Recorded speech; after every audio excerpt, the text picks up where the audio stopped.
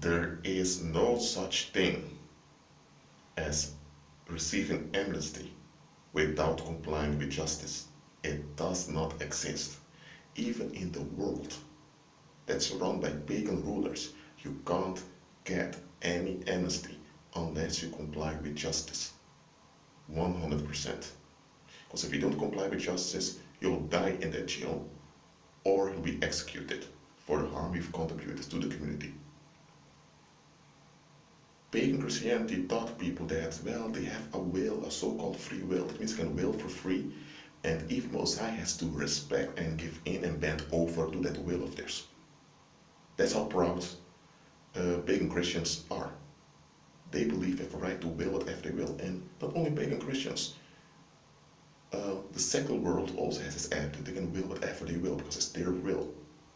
And the Most High is entitled to bend over just to allow them to will what they want. Not going to happen. There's a difference between forgiveness, I'm talking about biblical forgiveness, and amnesty. Biblical forgiveness is your attitude. It's your Christ-centered attitude that you don't depend on the quality of other people to feel good about yourself. That does not mean that others can just do whatever they want because you don't rely on their quality. But you don't rely on their quality because if you rely on their quality, they get on hold of you and Satan can use them to destroy you. So biblical forgiveness is you lining up your thinking with Christ. So you walk in love towards everyone because it doesn't depend upon how they treat you. But you don't walk in love with everyone because that's not possible.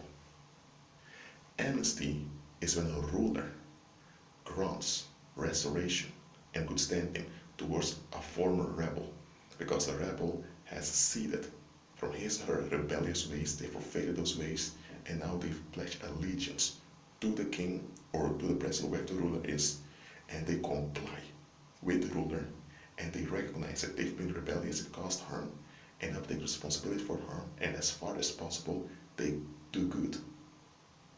They make amends for the harm they've caused. Okay? And nobody can prosecute them anymore, and they're restored as a citizen or as a subject. That's what amnesty is. Now, either a ruler directly enforces amnesty on a former rebel, or the servants of that ruler can grant the amnesty on behalf of the ruler. So for amnesty to be granted, there must be a ruler that decrees it, that has signed his name on it.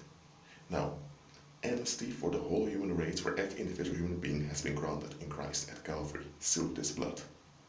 But the condition is they must receive the amnesty, and to receive the amnesty, they need to forfeit relief seeking and all the narcissistic ways of the world. If you don't submit unto Christ, who is the ruler of heaven and earth, there's no amnesty for you. So believers should not grant amnesty to anyone who remains in rebellion to Christ, who keeps willing whatever they will. Biblical forgiveness is your personal attitude, which is Christ-centered. Amnesty is the policy of Christ. Okay? And that policy is subject to Christ's condition. No compliance with justice implies that those individuals are not safe to be around. And amnesty is intended to secure safety and security amongst human relationships. And there will only be safety when everyone complies with justice. So someone that does not comply with justice is not safe to be around. So you can't grant them amnesty, because if you would grant them amnesty anyway, they would use that gift to cause further harm. And because you grant them amnesty, they now can have a bigger reach to cause more harm. And as narcissistic as they are, they will never take responsibility, and they keep doing whatever they do.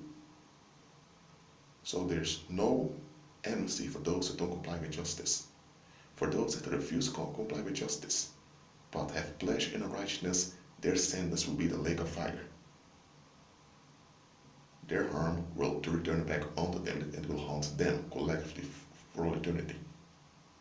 That's a sentence.